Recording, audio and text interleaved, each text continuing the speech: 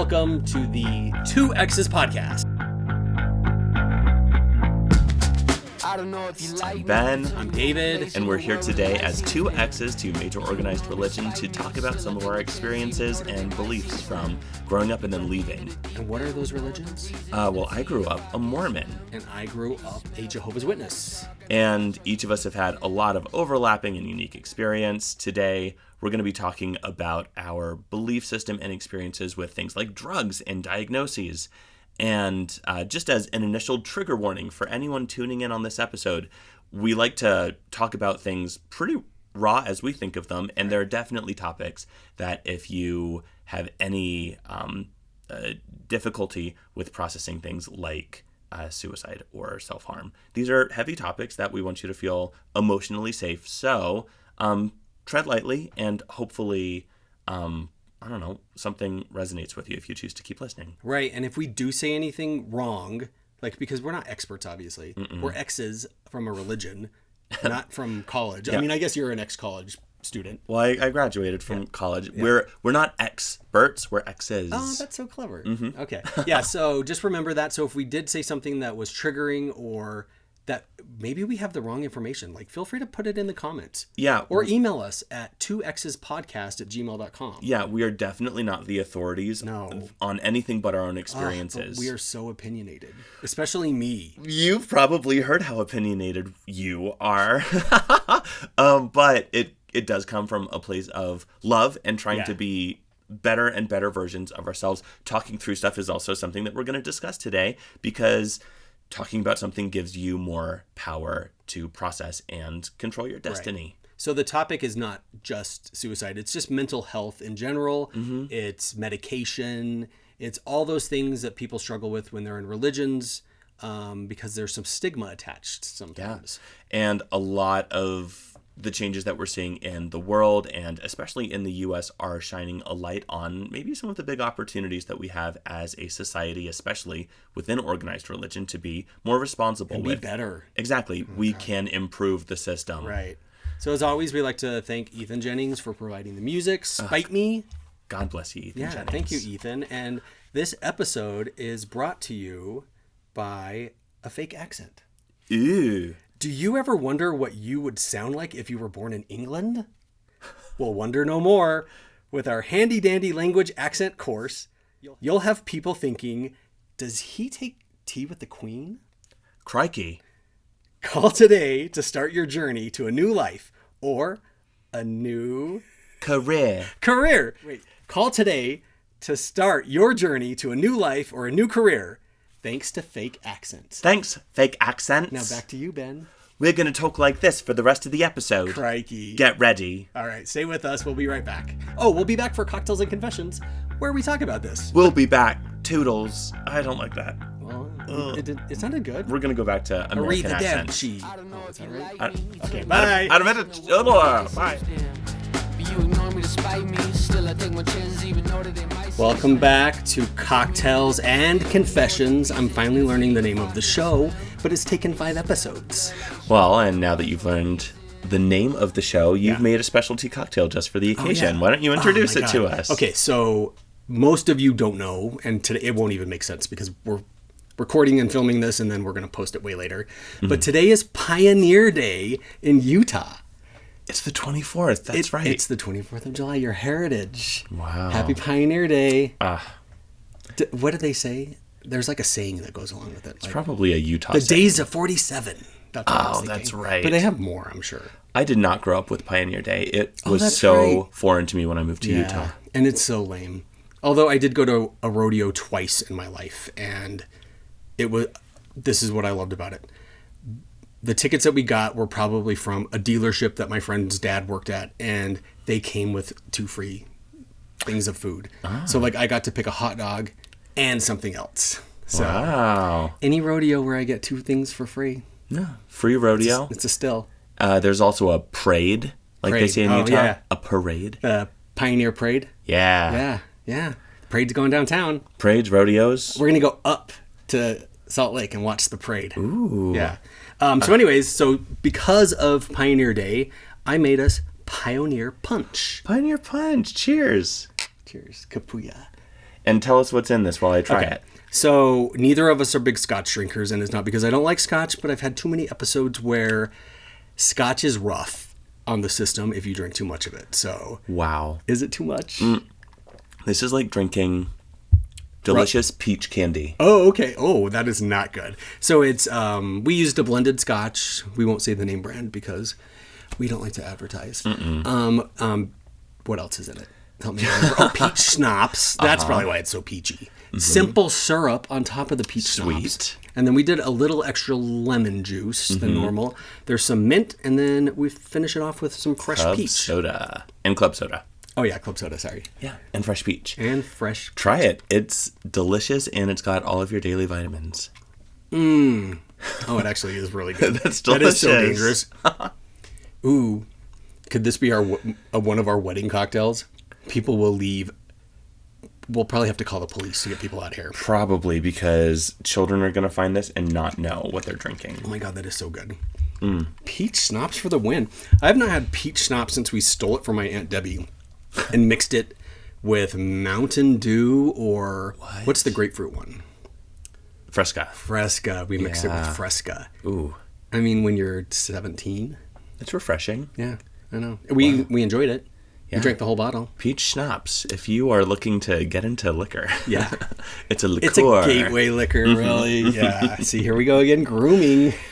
You know what? We got to prepare the people for all of the different substances out there, which is a good lead into part of our topic. Yeah. What is it today? Drugs and diagnoses. Drugs and diagnoses. And it covers a lot of things, though. Or we are going to cover a lot of things. Yeah, things like medications, disorders, drug use versus medication I think, that's prescribed. Yeah. And I wanted to touch on, like, even seeing a doctor, a therapist. Like, seeking medical treatment. Yeah, mental health, physical health, wellness. Yeah. Just because it's, I'm assuming it's very similar.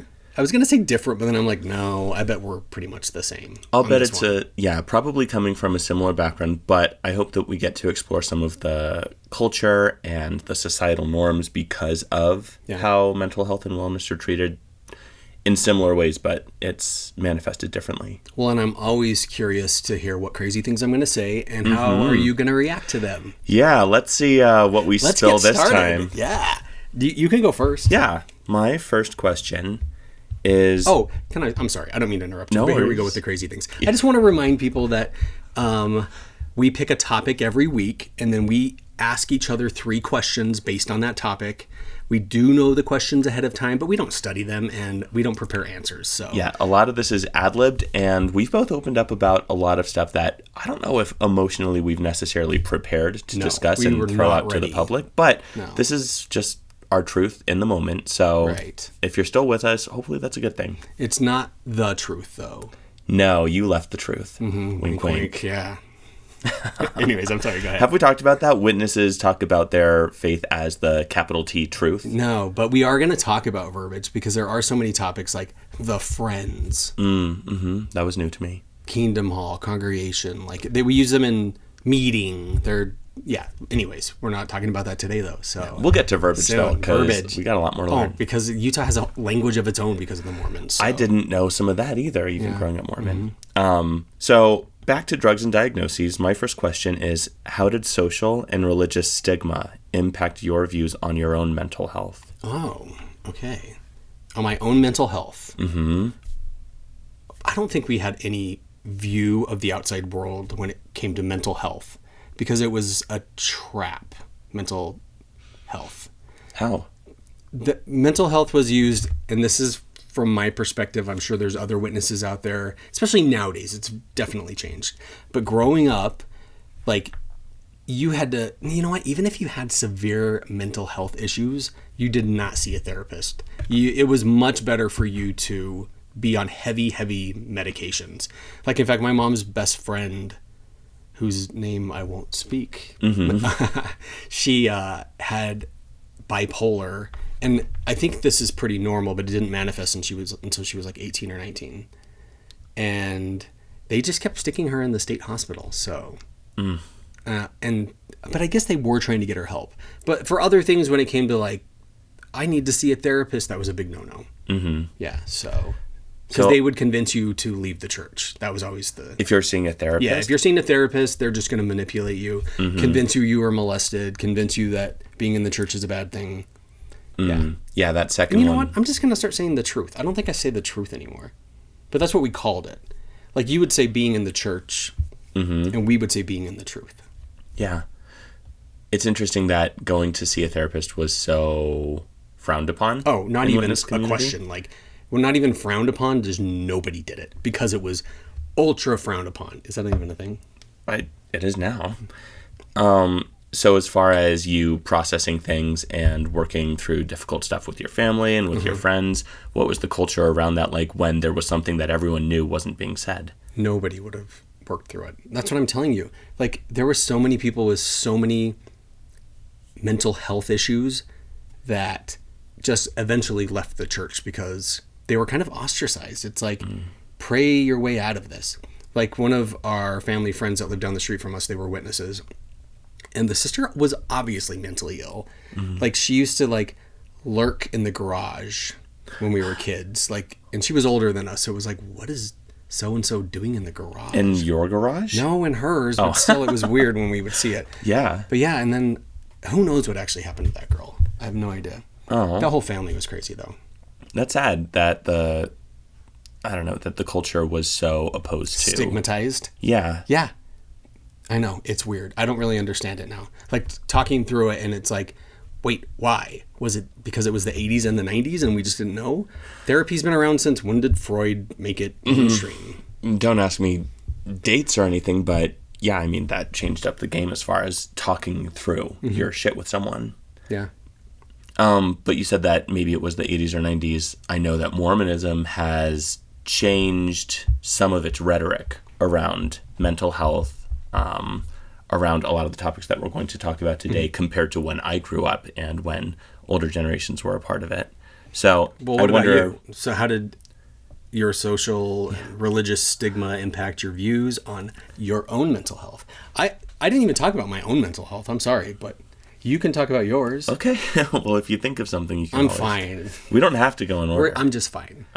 So religious and social stigma, I guess we do have a lot in common already because much of it was just cover up the bad feelings, make sure that on the outside it doesn't show, and then everyone's going to be happy because if you can just smile through it and convince yourself that it's not real, then it isn't real, because why on earth would you be unhappy right now? You have all this stuff going for you. I totally think it was the same, yeah. And Mormons are really, really practiced at this in my experience. I know growing up, conflicted almost all the time about something, sexuality or otherwise. It was really interesting to practice those muscles at being able to just cover it up, smile, fun Ben. If everyone's laughing, if everyone's having a good time and you're passing the time, literally smiling with each other, it doesn't feel so bad until after. I'm like, it doesn't? So it works. It works. I'm here to tell you, convert to Mormonism and put on a happy face. He didn't have any mental health problems either. What? No. So yeah, I think it's definitely taught me a lot of coping mechanisms that I can use for good or evil. But social stigma was very much, it definitely wasn't a topic of conversation. It certainly wasn't something that you shouldn't be able to help yourself to get over if there's anything to get over. Can I ask you, there was crazy people in your congregation, right? Because there were always the crazies in our congregation. Oh, yeah. And we got a good laugh at them sometimes. Yeah, I'm so glad you brought that up because I didn't ever think of them as crazy. Oh, yeah. Thanks, David. But now I think about it, and a lot of these people who used religion as a mask for some of the crazy, I think, kind of awful things that they did and said. Like, I think I've told you the story about an elder or a high priest in the branch I went to who at some point went to another family, this young woman in her 20s. And this man... How old was he? Definitely in his 50s or so more, he's an probably old man. 60s. An old single man? Now single man. He had a kid. He went to this woman's parents and basically said he'd seen a vision been told that she's for him. They belong together. Yes, you did tell me this. That's so creepy. Is that mental illness or is that just creepiness? I mean, it's either her parents were mentally ill or he was a he went psychopath. to her parents. No, that's what I mean. Oh, yeah. Like, there was some mental illness on both sides of this argument. Yeah. Because why would they believe that? If somebody came to you and said, and he's 55, and how old was she? Oh, okay. To their credit, I don't think the parents went along with it. Oh, okay. So, thankfully, we haven't got there yet. They didn't Spoiler get together. alert. I know, yeah. Now, he found someone else in a different country. With the same reasoning, I wonder? No, I think this was more like mail order. Oh, okay. Different country. A rent a wife? I mean, I don't know enough to say for sure. Yeah. I hope they're happy. Yeah. There was a couple of brothers like that in our hall that got rent-a-wives. Oh, yeah? And it was really weird. And the women ended up being nice, but they were like always hyper-educated women. Like doctorate women from like the Philippines who just wanted to come to America and help their family come to America. And join the Jehovah's Witness community. I don't think that was a part of that was a part of the deal, but it wasn't necessarily like, I'm doing this out of the spirit. Okay, well, they can't have been that educated about religion if they went and joined Jehovah's Witness. I think that's how desperate they were. Like, wow. It was a foothold to get. It's like, okay, we're sacrificing this daughter. Like the latest one that I knew, it was this guy whose wife had committed suicide, and he got this rent-a-wife, and she was this like beautiful Filipino woman who had a doctorate, and she was super bitchy. And I loved her. Like, all of the women hated her. Of course, but I always thought she was so funny. And she was so catty. She was too smart for the witnesses. And probably too brown. The wrong kind of brown. The immigrant kind. Yeah. Just kidding. I don't know why I said that. I mean, they're very nice people. And you're a brown person, so I don't think that excuses. No. There was a lot of brown people in the witness community. Yeah. So. Yeah. Yeah, that's another topic that we'll have to talk about is race and diversity. Racism, too, because it's like, I know this is a very big difference between the two churches. I'm sure. One of them has the truth. Yeah, one of them has the truth, and the other decided that it was okay for black people to get the priesthood in the 70s. They didn't need it till then. If God had wanted them to have it before then, they didn't need it before that's then. That's what I heard some elders say. Makes sense to me. What was his name? He's a big elder, a fat guy. A big fat elder. And he's always saying controversial things. Oh, controversial. I don't really remember any of their names, so. I don't remember anymore either. B. Lawrence Henderson. You're probably right about someone in there, but not an apostle. Why don't we move on to your question? Okay, I like it. So, my first question for you is, how did you... This is exactly what I wrote. Did you read it? No. Oh my God. I probably did. Speaking of mental illness, I wrote, how did you... I can't even say it. Don't look at it, though. I want to read it. How did you church and your family feel... Oh, okay. I must have meant your. Oh. How did you church and your family feel about suicide? So how did your church and your family... Whoa. Is a broader sense, your family feel about the topic of suicide? Well, me church. No, you suicide. Church? Yeah, suicide is definitely not a laughing matter. So I guess I'm glad for the typo. But it's that's so cringe. I can't believe I was asking a suicide question and I was like giggling for the first 3 minutes. Maybe it's for the best, right? Maybe it's for the best that you pointed it out. So thank you. Maybe. Yeah. Well. How did I feel, and how did my church teach? Church. Me church teach. All right. I'm trying to remember what the doctrine was around it, because I remember growing up, and I think I mentioned before, the 3 tiers of heaven that Mormons believe all humanity is going to fall into, with the small exception of those who are sent to outer darkness. Celestial kingdom, terrestrial kingdom, and then the telestial kingdom. Yeah. And I remember believing some ambiguous things about suicide when I was younger, before I think I understood what it really was, definitely before I'd had any thoughts of suicide or consideration, what would it mean for me spiritually? Yeah. And that was basically that if you commit suicide, you're throwing away God's greatest gift, your body, your opportunity to live life here, and earn your way into one of the kingdoms.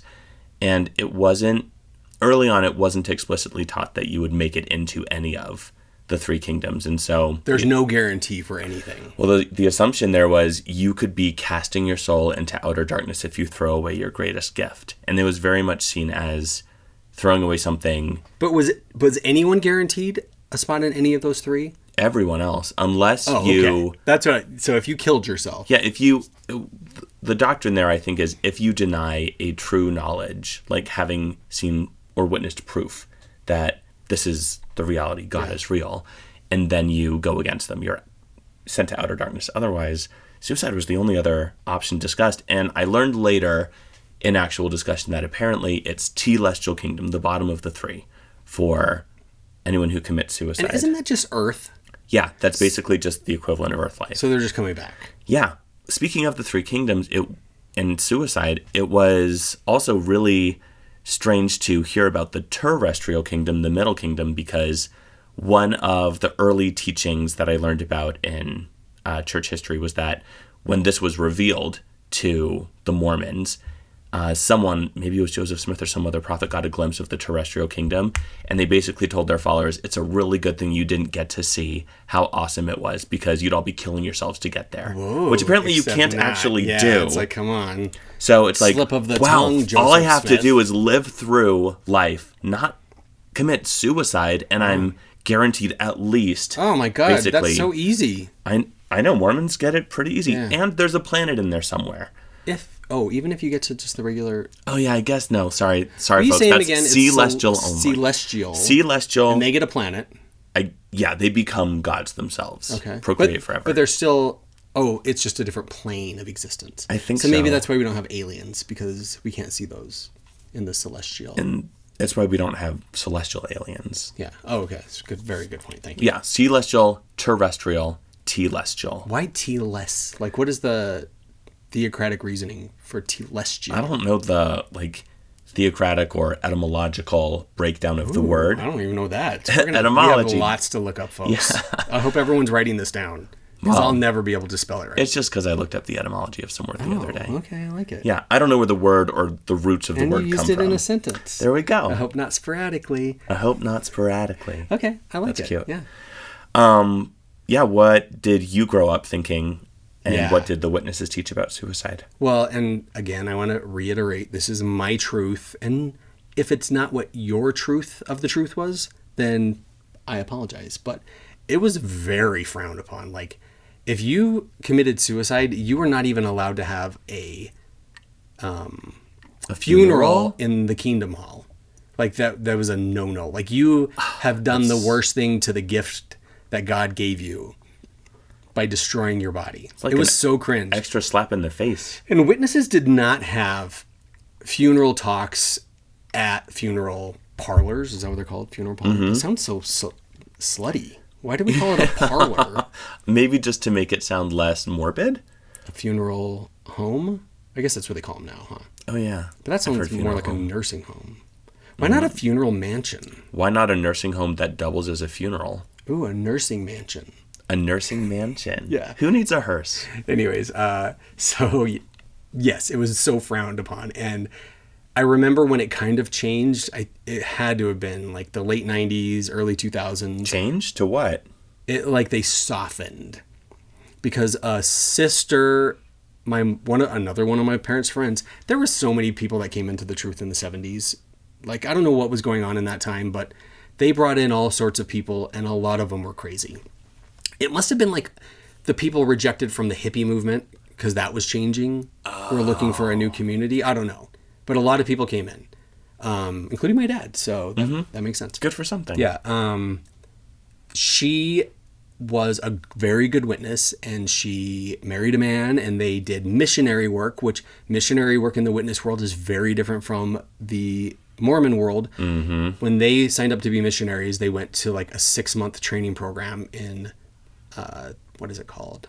I'm going to remember it right now. Is it in New York? Gilead. And if you look up Gilead, it means like House of God or something. So it's like a special missionary program for married couples only. Because when you signed up for it, you were saying, we are going to move wherever you send us for the rest of our lives. Like, we've chosen not to have kids, homes, nothing. Gilead, like the Handmaid's Tale? Yes, yeah, it's a Bible term. Oh. Is there also a place called Bethel? Bethel is Bethel's the house of God. Thank you. So Bethel means house of God, and that's the overall world headquarters of the Jehovah's Witnesses, or the headquarters in whatever country you live in. Okay. That would be Bethel. Yeah. Huh. And then they have Walk Hill, which is the farm, and Patterson. I don't know. Patterson's the writing area. Anyways. Wow. Very, very different from Mormon mission. Yeah, because they were planning on going forever. So anyways, this woman, she very mentally ill. They sent her to Paraguay in the 80s, which was probably not an easy life. She ends up getting some horrible, like, worm infection, whatever you catch in third world countries. Back then, I'm sure Paraguay is very nice now. In fact, I'd like to go. Anyway, so she comes home sick, and it just took a toll on her mental health, which I'm sure she already was mentally ill. She ended up setting herself on fire. Holy shit. Yeah. And she was the first one. So this must have been 2005 through 10.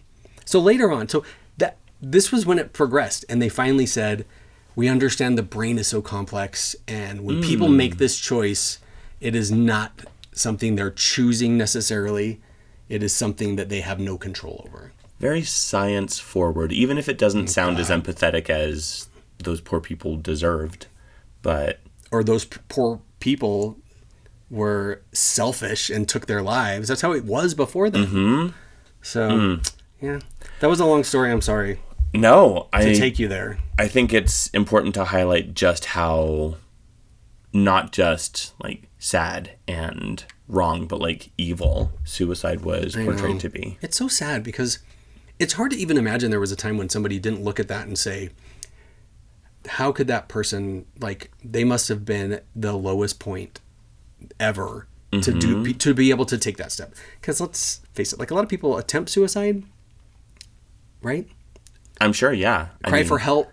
There's a lot of different things, but to actually go through with it is horrendous. Well, if we're arguing what's horrendous, I think that, maybe we'll put a trigger warning at the beginning of this episode, but like, this is something that deeply affects people every single day. Yeah. Especially, we've lived lives, and I'll share because we've talked with each other about it, where we've discussed past thoughts of suicide, whatever varying degrees of seriousness that cycled through during our lives. And I'm glad that we're both here. Right. I don't feel selfish to say that I'd never be able to forgive you or get over it if you ever hurt yourself. Yeah, but I know that that's coming from a different place. Yeah. Like, it's not like you'd really be angry.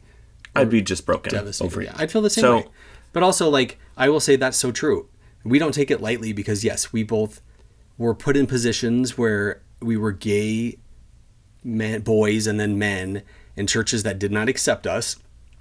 And there was times when I thought it would be better for my family if I just killed myself, because at least they can say, we'll see him in the new system.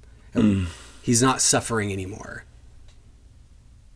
And yeah, so I guess knowing I felt that so many times in my life, to actually have somebody go through with it, I know they must have been in a very dark place. Yeah. And so I can't imagine that anyone at any point in history was just like, how selfish.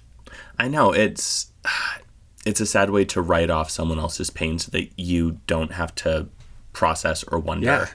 And I think, I don't know, maybe my next question, that has nothing to do with mental health, but I'm sure we'll talk about therapy more. And I feel like that would be a good place to hopefully round out some of this discussion. If this has bothered you at all, by the way, you can talk to people. I hope that you feel like you can talk to people, if only just to be better understood. Right? Right. Talk to a therapist. Mm-hmm. Get help. Mm-hmm. No, seriously, get help. Yeah. Tell somebody. That's the first thing. Just tell somebody how you feel. I agree. It is always something that is easier to process if you know how to put it into words. And once it's out there, you can't take it back. Mm-hmm. So you just have to deal with it. So it is almost better. Which you're dealing with it anyway. Yeah, you're dealing with it by yourself. So get some help. Yeah. Have somebody else suffer with you. Amen. Let someone else suffer with you. And the next topic is marriage. Yeah, this episode brought to you by our recent nuptials. Suffering together. Oh. Just kidding. Okay, go on. My next episode is... Your next episode? Oh, my God. This episode is brought to you by Pioneer Punch. Pioneer Punch. It's so good. It is so good. It makes me want to never go to a rodeo. It wouldn't be your first rodeo, though, so... At least you've been. Amen. Okay, question number 2. How would you describe your shifts in perspective around drugs to your younger self? Oh, well, I mean, we've talked about it before with my shift in drugs. Well, think also like medication and prescriptions. So prescription drugs were never an issue with our family. Like, the biggest issue probably was money. Like, we just didn't have money. So we were on medication when we needed to be on medication. But my Aunt Debbie, she had her boys on medication constantly. Like, this woman has always had an in with doctors and getting them to prescribe medication. It's such a weird thing, huh? But yeah, so anyways, that's a very off topic. Wow. Back to the topic, which is, witnesses had no problem with medication. Okay. Tylenol, prescriptions, whatever you needed, except for my mother, who didn't believe any. I mean, this is the counter to that, is when we did have problems, like I had asthma growing up, and I would tell my mom, I can't breathe, I think I have asthma, and she would be like, no, you don't. No, you don't. I'd be like, Mom, I think I'm dyslexic. I'm having a hard time at school. No, you're not. No. Oh my God, even when the teacher told me I needed to go to speech therapy every Thursday, my mom told me that was stupid and I didn't need that. Well, she knew what she was talking about, I guess. I mean, you did fine, but you also found out later on in life that you have ADHD. Yeah, and asthma. And, asthma. Like, I had to get rid of my 2 cats, and I cried like an idiot at the Humane Society.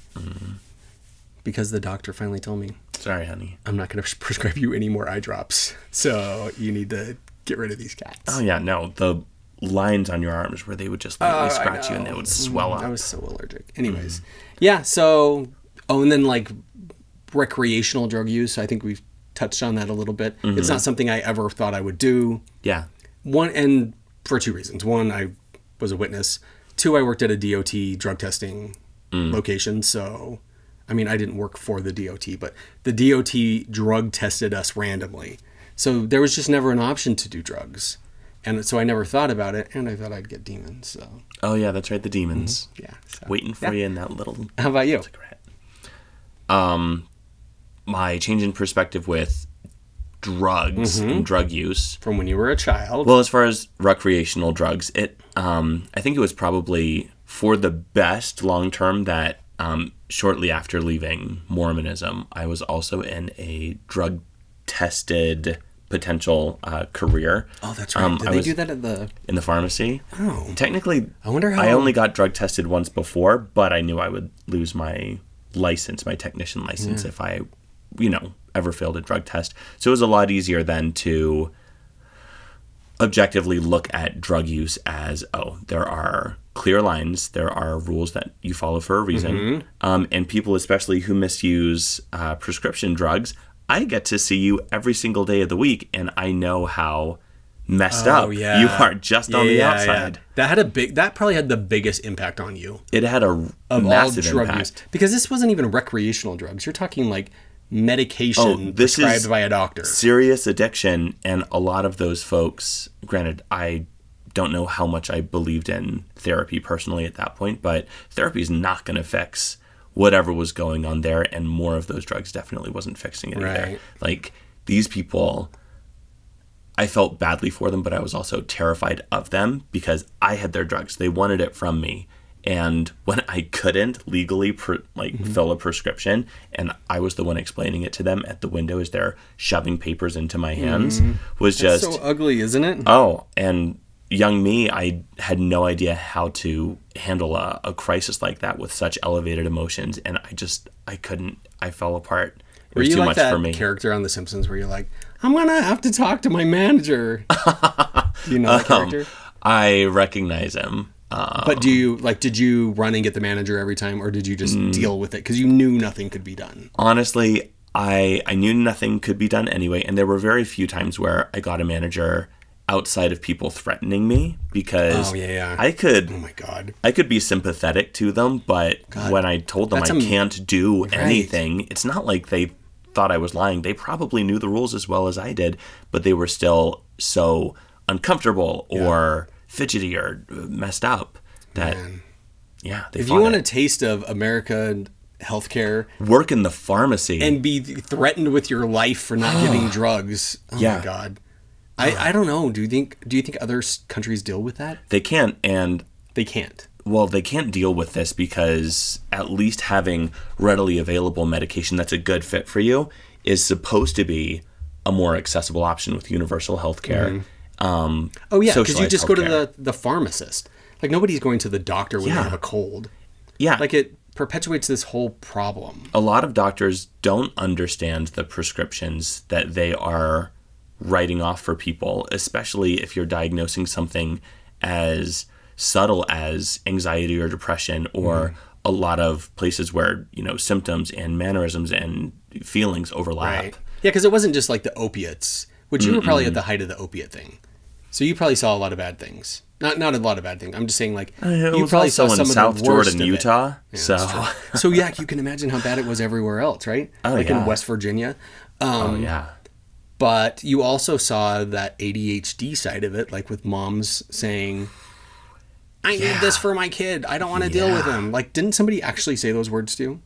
It was my aunt who said that to me. Oh, I'm sorry. Was that supposed to be on the podcast? Well, I don't think this breaks HIPAA as long as I'm not sharing any personal information. But picking up the... Which one was it? No, just kidding. Here's a hint. She's not my aunt anymore. Oh, I know which one it is. But that was a big reason as far as recreational drugs that I waited a lot longer. I was 27 before I tried weed, marijuana. And I think since then I've developed a healthy relationship with it. I don't think I ever went overboard or misused it in a dangerous way. So I think having... What is a dangerous way of using weed? I think it's more habitual. For me, it would be dangerous if I decided it was okay for me to take a gummy in the morning. Okay. I don't know if I could bounce back from that. Because it's not like you're going to get high and then get in a car. Because you'd be like, holy fuck, my feet don't work. I know. Oh my God. I got to go back in, but my feet don't work. I'm going to live in the car, I guess. No, that's what would end up happening. And so, I mean... But yeah, you're right. That's where it gets scary, is when people have to use it all day long. Have to is scary. Have to. No, I mean, I would say have to. Yeah. They don't feel like they can function without it. That's what makes it scary, is you have to, because there's no functioning without it. Right. So I guess how I would... because the prompt is, how would I explain it to my younger self? Right. Especially if I was talking about drug use across the board.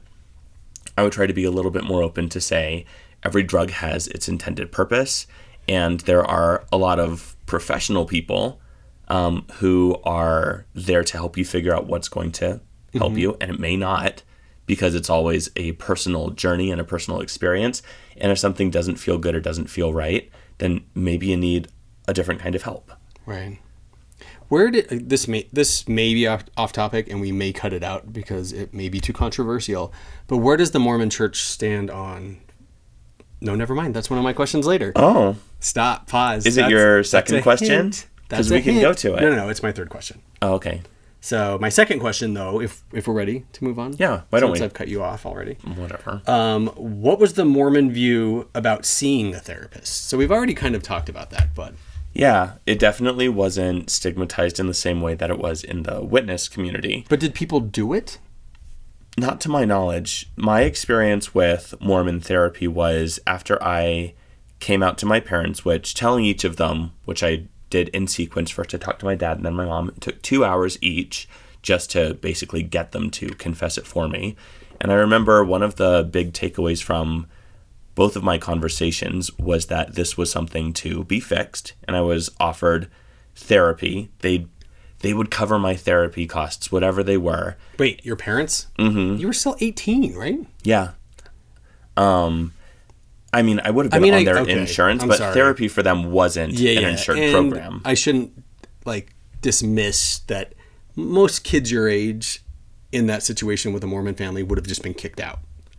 I don't know if most, but I know people who were kicked out Right, at that age and younger. So that was coming very out. generous of your mom and dad to be like, To and them- we'll pay for it to fix you. To them, I'm sure at the time it felt like the most loving response they could give Yeah. because they were concerned. Well, and if you truly thought that it could fix you, you thought it could fix you, so you were on board for a while. I mean, I was because I took them up on it and I went to LDS Family Services. Mm-hmm. This episode is also not brought to you by LDS Family Services. Because you stopped going to the therapist because he... I went to 2 sessions with the man, and one, he was a little creepy. Maybe I just felt skeeved out with the whole process, but he also...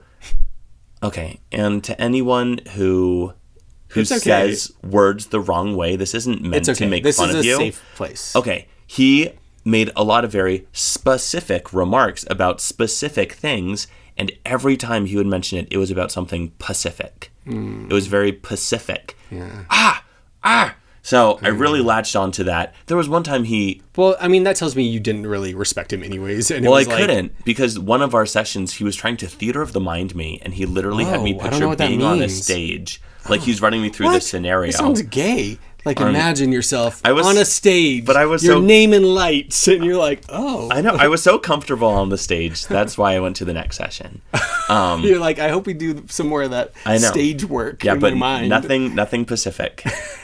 So, I mean, that was my early exposure to therapy. It definitely was not talked about as an option for mental health because, again, ding, if you're smiling, you have nothing to talk about with anyone besides how great your life is and how much faith you have and how feeling the spirit just cleanses you of all of those nasty feelings. Mm-hmm. So, therapy definitely was not advertised as an option. And then later on, coming to terms with therapy after leaving the Mormon church, it still, took some tries to find the right fit. But wow. Yeah. Yeah. It can be incredible. If you find the right person. Yeah, and they're out there. Read the bios. Yeah. So my view on the Mormon church, because that's what I wrote I want to down. hear it. What was the Mormon view? Oh, that was your your Pacific question. Specifically wanted to know about Mormons. But growing up in Utah, did you have a Mormon view on their wellness or mental health or therapy? No, I didn't. This is going to sound bad. I honestly didn't have enough respect for them to worry about their mental health because I thought, oh my God, these people. Like, I knew the woman that lived at the end of our street with 8 kids, and all their blinds were broke. None of their drapes were all ripped. Their door was always hanging off. Like, I knew she had some mental health problems. I mean... But we just blamed it on the religion for making her have 8 kids. Well, 8 kids will definitely take you to a new level of whatever you're experiencing. But, yeah, and I think I've already talked about it. Like, there would have been no path for me to see a therapist at any point. So the first time that I did, it was very hush-hush. And this was like me putting my toe in the water to maybe get down to the problems. But of course, I didn't even admit to the therapist I was gay. And I hated him. Like, he talked the whole time. So you secretly went to see a therapist while you were still in the witness crowd? Oh, yeah. What inspired you to go? Because I was miserable. I was so miserable. Mm-hmm. And that my family keeps pointing out now whenever I see them, which is very rare, like once a year, how angry I was. So, like, I wanted help. I didn't want to be miserable and angry. And I thought, okay, well, maybe this is the step. And I thought maybe they can help me come out. But that didn't work either. But if you had that secret hope, then there was a part of you that was really looking for help and freedom and release. And that's a good reason to go to therapy, even if you couldn't express but also, that. it fits into their narrative. You go to therapy, you leave the truth. They're going to convince you. But then, okay, and maybe this is in the topic later because I want to talk about something right now that maybe I won't. Bring it up. Okay, no, because yours, I can talk about it when we talk about your next question. But then I saw another therapist. She was a very sweet woman, but I felt like I had to entertain her for a whole hour. And there just wasn't a lot there. And then I finally found one that was good. Mm-hmm. And she actually helped me with real things. Like, you're a people pleaser. And I didn't know I was a people pleaser. Yeah, and would not have ever acknowledged that. Would you have told me that, though? I don't think I would have been brave enough to tell you were a people pleaser. Well, because you're a people pleaser, too. Oh, so. And I know it through and through. God, once we stopped people pleasing each other, we had to get down to the nitty gritty of our relationship. Well, and we still, deal with that. And it's nice to be able to please your partner, but not because it's an expectation or it's going to make you feel better or you don't want to deal with Right. whatever shit is going on. So true. Yeah. So there's a core that can probably never get completely cleared out with therapy or medication or whatever. And if you can learn to love that, and especially love that in someone else, if you can be honest, like, that's pretty awesome. That's the thing, though. Yeah. I mean, being nice to each other and being honest kind of negates a lot of those human issues. Yeah. Yeah, I don't know. Yeah. The therapist that finally did help me, she also helped me realize that I have this unhealthy view of right and wrong. Like, you're either bad or you're good. You're right or you're wrong. And I'm like, I wonder where I got that from. Where? And I carry it everywhere with me. And now I realize the world doesn't work like that, or I have to keep reminding myself. So that's a hard lesson. Yeah. All right. Wow. Well, so your final question? my final question. God, I feel like we're racing through today's episode. I think these have been good discussions, though. Well, I'm more concerned about my cocktail. Like, I have so much left. Why don't you take a couple sips? I think I'm talking too much. Yeah. Let's see if you can chug before my third question. No. This is scotch. Oh, yeah. We got to take it slow. Okay. So my last question, if you could change something in witness culture to do with mental health and wellness, what would it be? Yeah. If I could change one thing. Or I feel guilty, though, because it's just something that affected me. Yeah. And I don't know if this was a family No, I know it's not a family thing. I think it was perpetuated in my family. But if I could change one thing about mental health, it would be that they stop trying to convince people that they're gay because they were molested. Oh, yeah. And I don't know if that's totally on brand with what you mean, but it's a very unhealthy thing to do to somebody. It's literally something that you had to process. Because they literally convinced me that I had been molested. And I remember finally telling my family, I think I was probably 30. And here I am, like, miserable, unmarried. Like, I don't know what's going on. And we're sitting at a restaurant in Washington, D.C. And I'm like, yeah, I think I was molested. And we all just kind of glossed over it. My mom got upset. My dad just was like, oh. Well, because they might not know that you're gay at that point, but they know what it means if someone gets molested. Maybe. And if you're telling them that at 30, I mean, your mom's worst fear is you had to know something was racing through her head. Maybe. You know what? You're right. With her crying the way she did and the way my dad reacted, it kind of makes me wonder now if, like, my dad was like, okay, like, we know what's going on, but you need to work through it on your own. Like, and it was true. They couldn't tell me. But they had already allowed the church to convince me one way, and they went along with it. If I feel this way, I mean, you have nothing to do but fill in the blanks with what you've been taught. Like, to feel gay means somebody must have harmed me, which is so fucked up.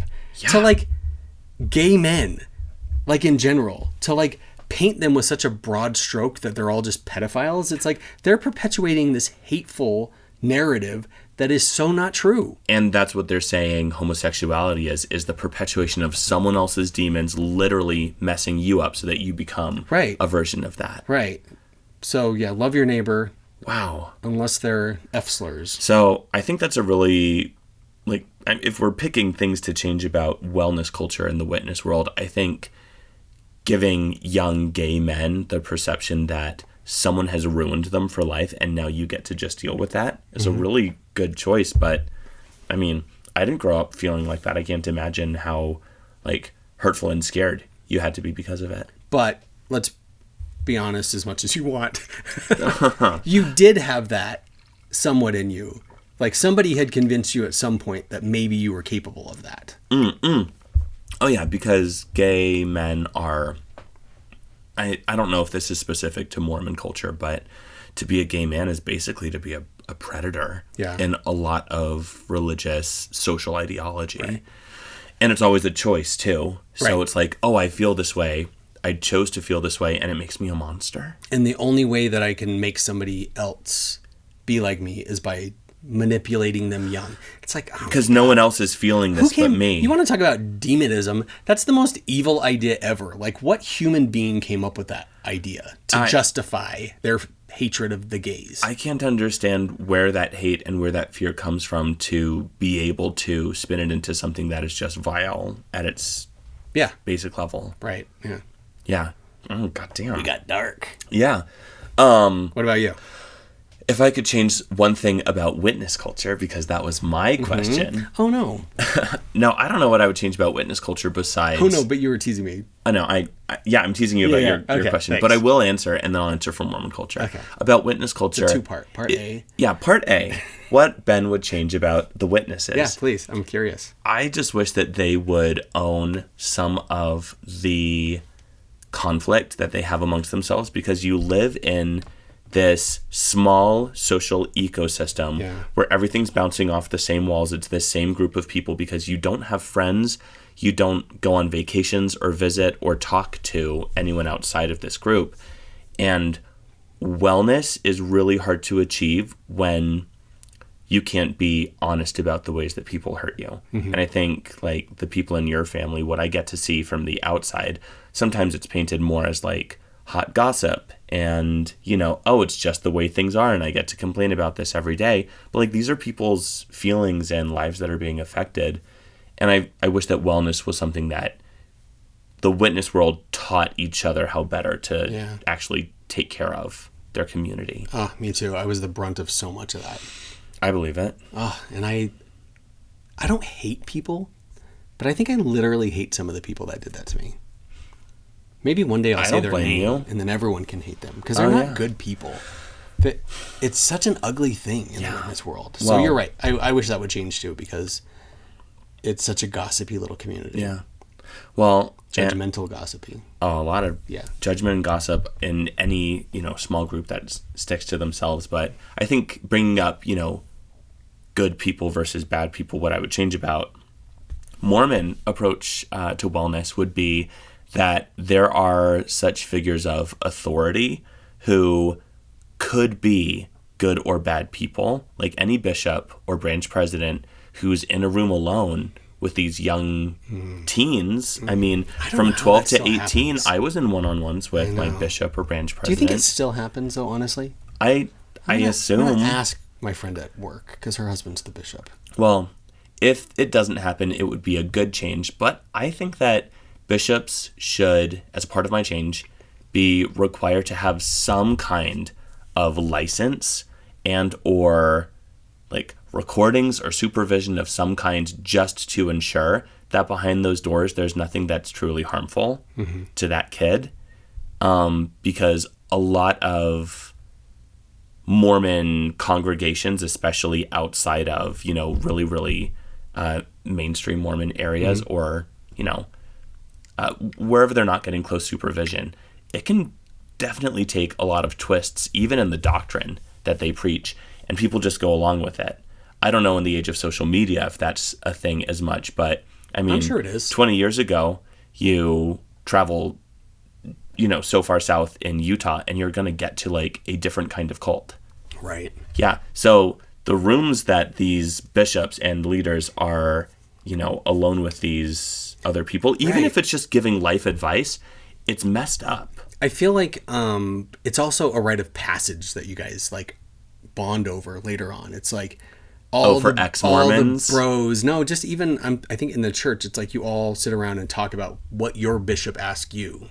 Oh, yeah, because bishops are this like figurehead in the congregation where like if you have a relationship with your bishop, it's going to be impactful to the Mormon that you become later on in one way or another. So of course there are stories That's what they're alleging. To trade. Allegedly. Yeah. Who's alleging that? I don't know. I didn't hang out with them. How did that become a thing? Which part? I feel like I keep saying perpetuate. Am I saying it too much? Perpetuate? Perpetuate. Yeah, how did that become a reality that if you have a relationship with your bishop... ... I don't know. Maybe it was like the Mormon next door mentality. Like, oh, he gets you. You should have a relationship with this guy because if he can lead the congregation, then you're getting a, you know, stamped by Jesus approved leader. If this is off topic, but just on the bishop topic, if you're the bishop and everyone else is getting spiritual direction independently from you, what sets you apart from them? Are you really just the administrator of that ward? Like you're just in charge of who's going to dole out the money, who's going to handle the Christmas pageant, who's going to... And who knows how much more than that. I know it's a really, really big job to accept, but you are then reporting to the stake president, who's meeting with all of the other bishops in the stake or branch presidents. That's the easiest job. The stake president? Yeah, because you're not even really having to...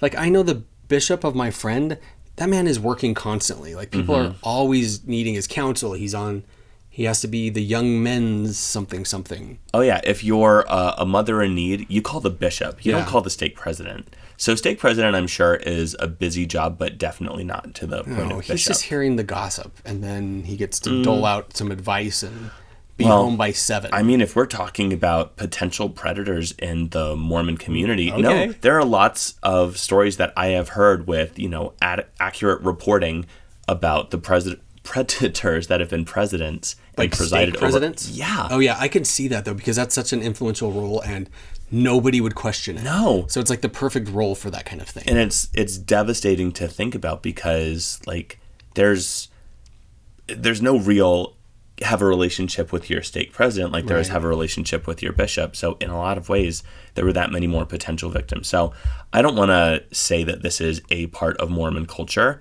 but the fact that it can be allowable and especially covered up and not talked about when it does happen is something that it's just a dark side to Mormonism that I certainly didn't know about when I was a youth. 100%. How would you change it, though?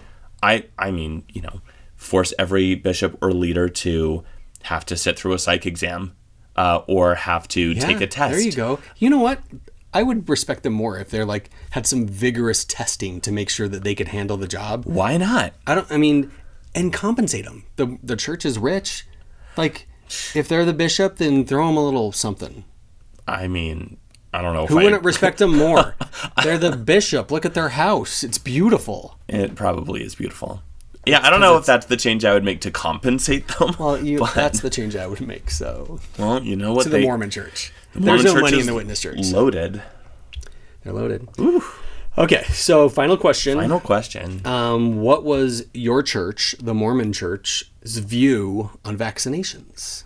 This was the thing I was worried about talking about earlier, but I forgot that I was going to ask it anyways. So, well, I wasn't incredibly well informed as to whatever the politics of vaccinations were, but I can speak to the experiences that I've had since leaving the Mormon church and talking to individuals especially who have been very anti-vax for their children especially, which maybe that's the stereotype of the anti-vax moms, is that they were probably vaccinated as a kid. Oh, they were definitely vaccinated. But now they know the truth, and God, Heavenly Father forbid, they would ever, risk their child's safety.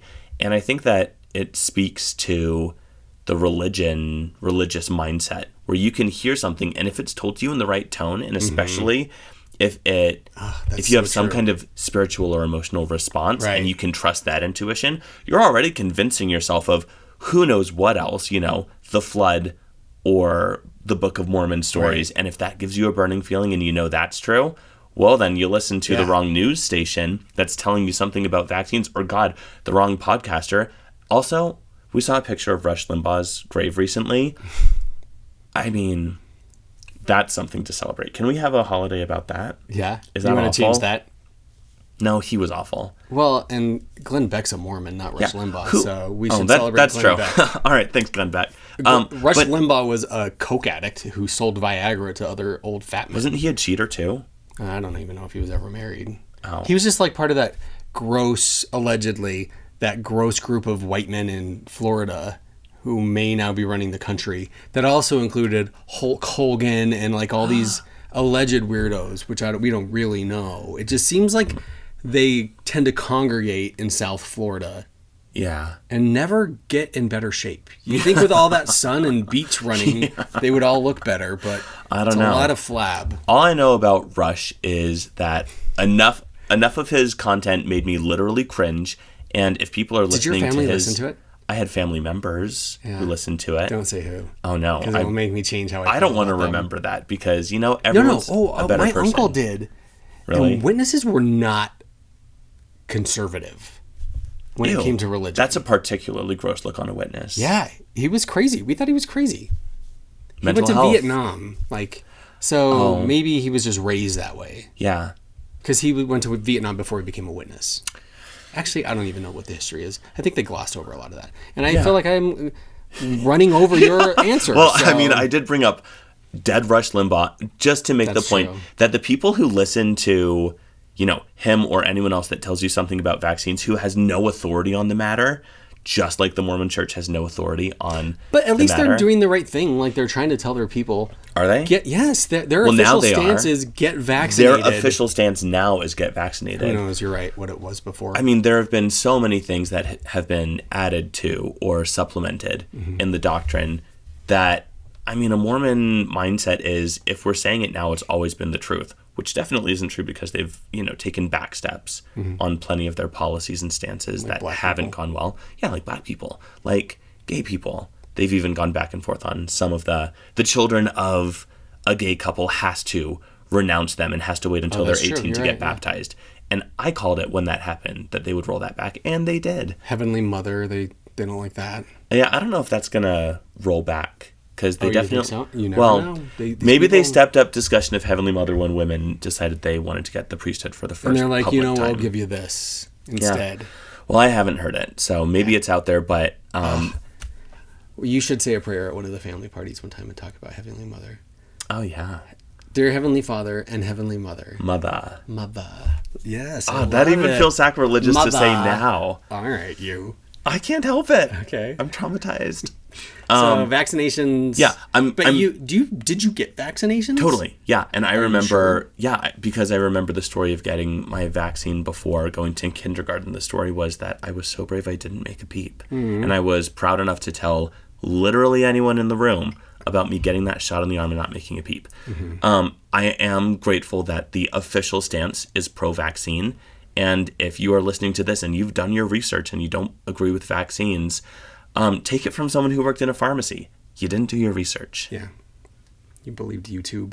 You believed somebody filming a YouTube video in their car. Probably, yeah. So that's who you took your advice from. Did you take your advice from anyone as a young witness about vaccines? Okay, so I think it evolved just like it did with everyone else, but it evolved sooner, I think, than with the Mormons, because that's a good thing, right? We were wait until you hear the story. We were very excited to be vaccinated. Like, my mom was somebody who talked about getting the polio vaccine as a child, and I don't think people remember, and of course I don't remember, but she talked about it, how crippling it was. Like, people would get polio and it would destroy them. I think it could kill them or just ruin their lives. So when they had everyone go to the school and they gave them 3 pricks in the arm. And I think they had to do it twice, but that was a badge of honor to her. So she was very pro, yes, we will do whatever it takes to make sure my kid doesn't get measles, mumps, and rubella. Which you never hear about rubella. Yeah. You hear about measles and mumps, but poor rubella. They put him at the end, too. The poor R at the end of MMR. I know. But it did evolve. And I think it was so this is the ultra-conservative, ultra-liberal thing, right? So in California, which is a stronghold of witnesses, it's probably the biggest population of witnesses in this country. They're more liberal, and they got on the granola wagon, and it was very popular to not, and this is late 90s, early 2000s, to stop vaccinating their kids. And I remember we had a couple move here from California, and they didn't vaccinate their kids. And that was just the first of this happening. And everyone was kind of shocked. Yeah. It was very frowned upon. Oh, yeah. And then even before COVID, it was happening way more. More and more people were having kids. And I think it was all that media, I'll say media, even though it was just YouTube videos talking about the connection of, not just YouTube, we love YouTube, Facebook. It was all that meta Facebook shit about the link between that and autism. And then COVID happened. So I don't know where they're at now. I know they were very, very, very stern about getting, it's your Christian duty. If you give somebody else this disease and they die, you're blood guilty. Oh, yeah. So you could not make it into the kingdom of heaven or the new system. because you made a selfish choice and you killed somebody. Yeah. Blood guilt was new to me, hearing about it from witnesses. So, like, responsibility for killing someone is basically equivalent to murder. Yeah, and you would get disfellowship. Like, if you were driving reckless or driving drunk and you murdered somebody, you would be disfellowshipped from the congregation because you were blood guilty. You know, not knowingly, but I guess knowingly. Yeah. You made a choice that ended somebody's life, so you didn't care about life. So, and that translated to vaccinations. I don't know if it still does. I think it's a healthier way to look at the responsibility you have to get vaccinated. Yeah. Wow. So, vaccines, man. Who knows where they're Why at are now? they a controversy? What is wrong with us? Why is this the hill that you're going to die and then kill someone else on? I just don't get it. It's such a dumb thing to It is. But fun. Didn't we have fun talking about vaccines and suicide? And mental health and drugs. Therapy. But these are the things that you deal with even if you're in a religion. Like, it doesn't mean you don't have human problems. Yeah, and I think that knowing what is at your fingertips out in the world that can either help or that you definitely need to know about so that you don't hurt yourself or other people is a really important educational system to be a part of. Yeah, I agree. So if you are struggling, like we said before, don't do it alone. Yeah. If it's your mom, your friend, your grandma. Grandmas are really good.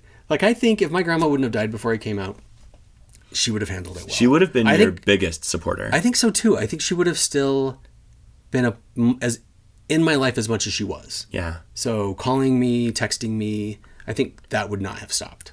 Yeah, and even if you don't have a loving grandma or there's someone in your family who you can go to, there are a lot of great people, even, online. Talk to somebody. Be careful online. Okay, yeah, please be careful online. But if you have nowhere else or your communities are all online, there are a lot of great communities out there if you are asking the right questions and trying to take care of yourself. What is that line? I think it's 811, but we don't know. 888?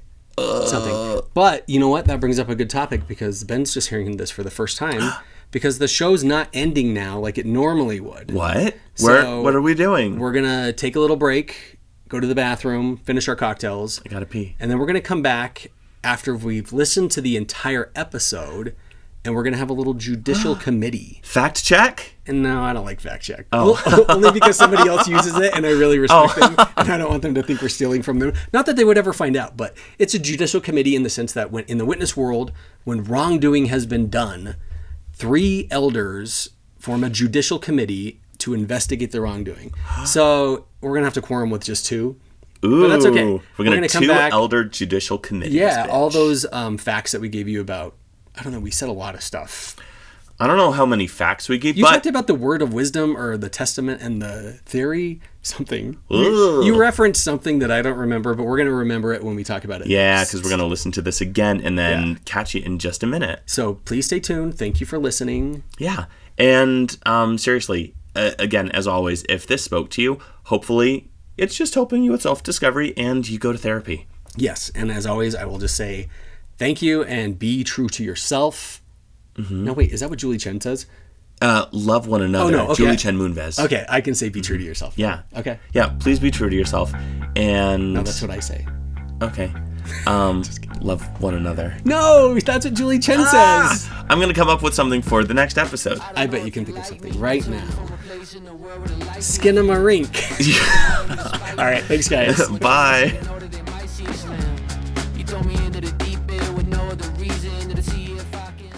Welcome back To the judicial review. our first one, episode 5, and there was a lot to review. Well, a lot for you to review, so thank you for doing research and organizing. I can't wait to hear about the facts and figures from our episode. Right. Sorry, I didn't mean to cut you off. Oh, you're This good. is couple weeks later, so you probably don't even remember what the episode is. Couldn't even tell you what we discussed. It was a tough one. It was heavy. We talked about suicide, mental health, vaccines. We covered so many things. Ooh, well, what are we going to dig into from the episode? Well, Ben just got off work, so are you ready for this? I think I could use the distraction. Yeah, it's time. This is a sober moment for both of us. Thankfully. There's no cocktails and confessions. It's just facts. So let's just start with what is a judicial committee. So I looked up some facts because it's a witness term. And a judicial committee is formed after an investigation into accusations of serious wrongdoing. So the formal guideline, this is a quote from the Shepherd the Flock book, is elders should act promptly when they receive a report of serious wrongdoing so as to safeguard the congregation. And we've talked about that. Like, if they don't intervene, Jehovah's Holy Spirit could be stunted and the whole congregation would suffer. That's right. So it says, neglecting to care for such a matter can hinder the flow of Jehovah's Holy Spirit to the congregation. Elders must first assess whether the wrongdoing, if established, is serious enough to require a judicial committee. Ooh. So first they go over the dirty deeds, and then they decide if the judicial committee should meet. So we're a judicial committee of 2, but we're deciding if these facts are right or wrong. Okay. Well, let's dig into. I'm super curious to know. Did you find anything that was, a lot of discrepancies? I found so many interesting things. I did so much research that it's a little. I could start a religion. Okay. But the first one was this. I just wanted to say I made a really blanket statement about witnesses' stand on getting help for mental illness or for anyone struggling. So I just wanted to make sure everyone knows the official mental health guidelines from each church. Okay. The Witnesses' View, and I went to their organization website, wol.jw.org, which is Watchtower Online Library. And the official stance is in a question from readers article from 1996. So people used to literally write into the organization like, hey, how do we deal with this? And then they would post an answer in one of the Watchtower magazines or the Awake magazines. Okay, and this is a 1996 post? So this is like one of the best ones I found. So the question from the reader was, would it be wise for a Christian to consult a mental health practitioner? And it starts out by citing Galatians 6:5, which says, each one will carry his own load. So while some may need to obtain professional help for severe mental illness, it notes that it has become fashionable to seek therapy in some parts of the world. The article encourages anyone in severe turmoil to call on the elders for help. I see. It also goes on to recommend getting physically healthy to fix your mental problems. If you do seek therapy, use caution. They cite a professor from Johns Hopkins University that warns about the eccentricity and fraud that could do more harm than good with therapy. So it was probably like one doctor that had one opinion, and it fits their narrative. Yeah, so it validates the belief. So basically, the 96 feedback is talk to the elders first, exercise and eat healthy, and otherwise you're on your own, kid. Right. Always have been. And if you do go to a therapist, it advises that you choose a therapist that will respect your Bible-based views and never see a therapist who does not respect our religious and moral views. That's right. So it's pretty clear, right? Yeah. And not that surprising. No. And it went along with my very sweeping statement. Yeah. Well, that has to be validating that you were not off base. No. The indoctrination it worked. Check. Because I thought the same thing. So now the Mormon view was a little harder. So I went to mormon.org, which I'm pretty sure is an official Mormon website. I found another one later, but I never found a definitive answer. They did have one article called Find Healing Through Service. And it basically said that if you're feeling down, one of the best cures is to serve other people. And here are some of the suggestions. Ooh, let's hear. You could reach out to somebody you haven't talked to in a while. Mm-hmm. You could drop off a treat or a card on someone's doorstep. Oh. You could give someone a compliment. Okay. Some of the other articles that come up when you search therapy or mental health therapy are find healing through prayer, healing through God's word, confront stress with the help of the Savior. So more passive messaging, which is also on brand. And unless there's like a more official website that I don't know about. No, Mormon.org is the source. Yeah. We also talked about speech therapy in the episode and how my mom told me that I didn't need to go. Then I heard myself pronounce a word. Oh, okay. Controversial. But I said controversial. And I've said it in several episodes. And I only noticed it because you winced. Like, I could hear you wince in the recording. But it's not my fault. Well, I'm sorry for coming across as judgmental at all toward pronunciation. Okay, then I realized where my speech language came from.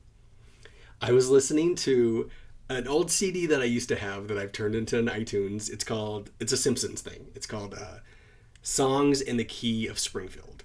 Okay. And in one of the episodes where, I can't remember his name now, but whoever that, Troy McClure. Hi, I'm Troy McClure. You might remember me from such things as, he was in a musical version of Planet of the Apes. And Homer said at the end, he's like, I just love the theater. And I'm like, oh, that's why I say theater. The 3-syllable theater. Nuclear. Oh, and nuclear, because he says it. And I'm sure he says... Controversial. Controversial. Okay. Yeah. I actually had a conversation with my friends at work the other day because I'm like, after you winced and I heard it, I'm like, how does everyone here say controversial? And of course, everyone says it right. And then we looked it up on Google and we had them pronounce it. And of course, it's shoal. And then Natalie, or one of my coworkers, has been working with me and she is trying to help me learn how to say it. She's very nice. Okay. But could you really couldn't have picked a better word to have, a controversial it's not conversation controversial about. How you say it. Okay, it's not. No. But, all right. Okay, next topic. This one's a tough one. This one's really deep. Okay. We talked about outer darkness and... Yes. Oh, see, and I said also known as the celestial kingdom. But I learned from my research that those are very different things. Yes. Celestial is the bottom of the three. Outer darkness is outside of any of the three kingdoms of glory. So I went to Mormon.org. No. I went to MRM.org, which is Mormon Research Ministry. And I even looked them up because I'm like, well, this could be questionable. Like, it could be some Mormon apostate hater, whatever. I don't know anything about MRM. Well, apparently they are there to help preach the gospel in their own way. Okay. With facts. But outer darkness, it was once believed that the Mormons who forfeited their memberships were sons of perdition. Have you heard of that? I have heard sons of perdition. I had never heard of that. And they were destined for outer darkness, which they admit now was just a scare tactic. So if you've walked away from the church, you are no longer considered a son of perdition. Okay. So who goes? First, it's the ones that were never given a chance to have a physical body because of the wrong choice they made in pre-existence. Oh, okay. So basically the demons. Like, they made their choice before they even had a chance to come to Earth. Yeah, the angels up in heaven who were given this plan of salvation and decided if they wanted to follow Jesus and go live a life on Earth to test whether or not they would choose to come back or follow Lucifer. Very good. Lucifer, I did not know the Mormons called him Lucifer. Uh-huh. We only refer to him as Satan the devil. I can't even remember now, but Satan is like, I don't know why we don't say Lucifer. But witnesses know him as Lucifer in some iteration. It's colloquial. So God, don't ask me how to say that. I think it's a more like modern, or I don't know, a translation. Okay, so he doesn't technically have a given name. It's just a colloquialism. Yeah, I guess so. But as for the mortals who fall into that category, the sons of perdition, a person having full knowledge of the truth and works against the church, those are the ones who would go to outer darkness. Mm-hmm. But it asked the question you brought up earlier, who does have a full knowledge? Like, who are those people? I think you brought it up on this episode. Like, King David, I grew up thinking as one, but he ended up doing right at the end. So that, again, was a controversial pick for outer darkness. Other things here from this. It doesn't give a clear idea of who that would be, but the article says, if you haven't come into a relationship with the Jesus of the Bible, I don't know why it specifies as Jesus of the Bible. Me neither. I encourage you to do some homework and meet him. You'll never regret it. That's how they end that. What? Uh-huh. Okay, that's weird. Yeah, so it's not clear. They keep it vague, I guess. So nobody knows who has a true knowledge. Yeah. And falls into that category. But that's also strategic because you want people to be afraid. Like, oh, I have real faith, or at one point I did believe. Yeah. So if I walk away now... Or maybe you were a prophet in your own mind. Anyways. Okay, so the celestial kingdom. I'm like, well, I have to look that up now too. Right? Okay. And this was more interesting because you were right. You talked about it. Everyone gets to go there. Minimum. Everyone. Yeah. But that also includes a group of people like Hitler. It specified Hitler, Mao, and Judas Iscariot. Because he didn't have a true knowledge. Oh, because that was his test. Yeah. And he failed it right then. Yeah, so he gets to at least go to the celestial kingdom. Yeah. I never really thought about Judas, but I remember hearing that Hitler was going to be in the Celestial Kingdom. And that was used more as like a bargaining chip to, oh, well, if you can just be better than Hitler, you've got terrestrial minimum. Right. But the goal is celestial. Right. Yeah. Fascinating though, huh? Yeah. It is going to be a party down here for the rest of us. Oh, yeah. Down here now, in the Celestial Kingdom. Hitler, Judas, come on. And all of the gays. And the gays will be here too. Well, it'll be fabulous. gays will probably make terrestrial for most of us. I don't know. Speaking of terrestrial. Okay. Terrestrial? Like out of Terra, like of Earth? Okay, we talk about that too. Okay. So did Joseph Smith tell his followers that they were lucky to have not seen the terrestrial kingdom? Am I saying that right? Yeah, that's the story because I heard. they would have committed suicide. I grew up hearing this story multiple times. Well, it's false. It originates from a statement made by Charles Lowell Walker, who quotes Wilford Woodruff, a different prophet, recounting Joseph Smith saying, "If people knew what was behind the veil, they would seek suicide to get there." So it's a he said, he said, he said. It's like telephone of old white men. And wait, what about the veil? Did he say? And veil was spelled V-A-I-L in this writing. Oh, isn't it correct? V-E-I-L? That's right. Yeah, I always thought that too. Okay, well, that's questionable. I have a lot of history to do, history research to do. I mean, if you care at this point. I mean, it's strange knowing that growing up, that's always what I and everyone in my family and the congregation I went to still probably believes. And this was the internet, so like I tried to get .orgs, but honestly, I would trust what you're finding there, especially if it's a quote from Wilford Woodruff. Yeah, and I would say this, like I don't know who any of those people are. This is why the internet has been bad for religion, because you can find everything. There's no like assumptions anymore. Yeah. It wasn't like that when we were active members. Yeah, it's like you heard something and it was fact, especially if it was spoken from the pulpit. Especially. Or we would call it the stage. The stage. Yeah. Yeah. That's where we gave talks. The stage. Sounds so much more gay, huh? I know. I wish we had a stage. Okay, what Mormons get a planet?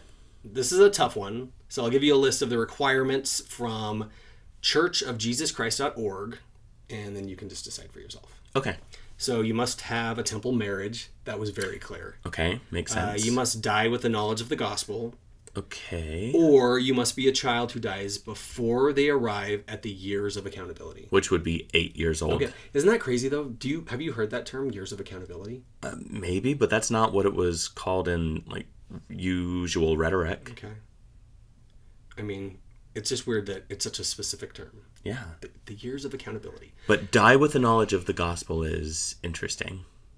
Yeah, you can't. So you can't be rides. Well, and you can't be taught after death, apparently. So is that an option?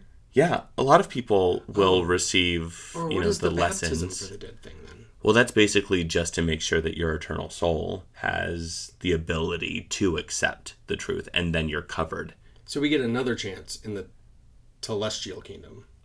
This is before. Oh, okay. So like Hitler the tears. Now. Yeah. It's the waiting room making for sure the dead. He's not in outer darkness.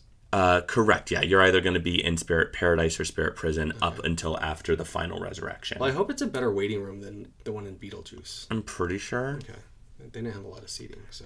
Yeah, I hope so. Why is it called telestial? I wanted to know, was that theocratic? And it's not. It's believed to be derived from the Greek word telos, which means end or completion. Oh. Yeah. Oh, well, leave it to Joseph Smith to learn his Greek. We also talked about funeral parlors, and I wondered why it wasn't a funeral mansion. Okay. And it just comes from the tradition of viewing a deceased loved one in your home parlor. Oh. So this is some rich people shit. Okay, so it's to make sure it still feels homey, because that's where it had been This conducted. is just like what you would have done in your parlor, because we all have parlors. So comfortable. We talked about Gilead. From Handmaid's Tale? No, this is where witnesses Gilead. want to become missionaries. Okay. They go to Gilead. And I just couldn't remember what the name was, but the name Gilead in Hebrew means witness heap. So the school's purpose was, and this is a quote from their doctrine, to help pile up a heap of witnesses to Jehovah's honor. So a literal heap of witnesses is Gilead. Yeah, so whatever that means. Suicide rates for gay teens, we talked about that. Okay. And it's really hard to get a realistic number. However, the Trevor Project did a survey in 2024, and 39% of LGBTQ young people considered suicide in the past year. And that number jumps to 46% for transgendered and non-binary youth. Isn't that sad? Yeah, and sadly not surprising. I know, and it's like we're kicking them constantly. Not us, but like the world. Yeah. It's like they already are in this bad place. They also estimated that 1 out of 10 LGBT youth attempted suicide, which is huge, but like based on the discussion that we had where we both felt suicidal, like if we would have had an opportunity, who knows? So 1 out of 10 seems about, it might seem low to me. We talked about whether or not a witness who commits suicide would be allowed to have a funeral in the Kingdom Hall, and it's still not a given. I looked up in the Shepherd the Flock book, and it said it's really up to the elders of that congregation whether or not they allow the family to have a funeral for a loved one who commits suicide. So if you're in the wrong or a hyper-conservative congregation, that's less likely, but not a part of the doctrine. Right. So sad, huh? Wow. What are the rules for taking drugs while working in a pharmacy? We talked about that. Yeah. What are the rules? Well, it's complicated. And mostly what I could find is it's up to the employer. Like, it's an employer policy. Okay. So there's no federal regulation. Oh. Especially now that so many states have legalized marijuana. Like, it's still federally illegal, but... I wonder if a decade ago there would have been a stricter guideline, because that was always my assumption. Well, and so you said that's you good did get to drug know. tested, right? Before I got hired, and then well, that's never everyone again. gets hired, gets a drug test. Yeah. I knew it was an option. How many LGBTQ plus minors are kicked out of their home every year? We talked about that. Okay. And the Trevor Project estimated 28% of youth reported housing instability. And that number really rises for gay kids of color.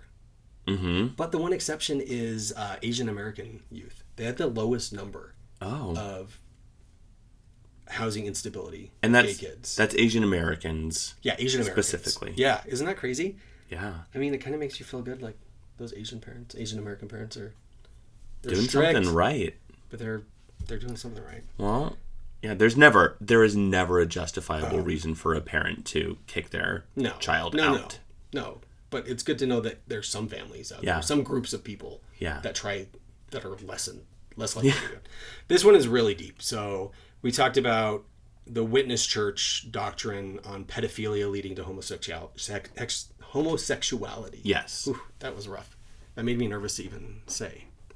Because my family, remember we talked about that? The assumption basically convinced me. Yeah. And it's interesting. Now, this is a Watchtower article from the 70s. Okay. But it's still on their website. And it says, a young boy may get started in homosexuality by being seduced by a homosexual man. So, getting started, it is still a choice according to the official. Yeah.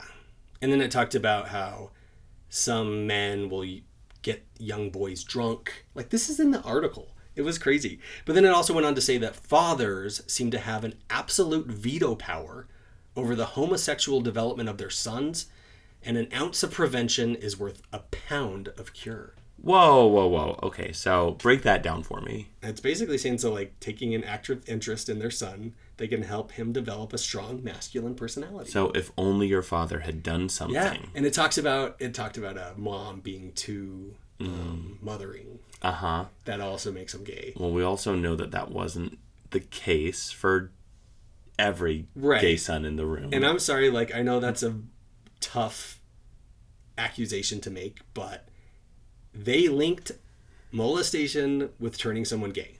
Yeah.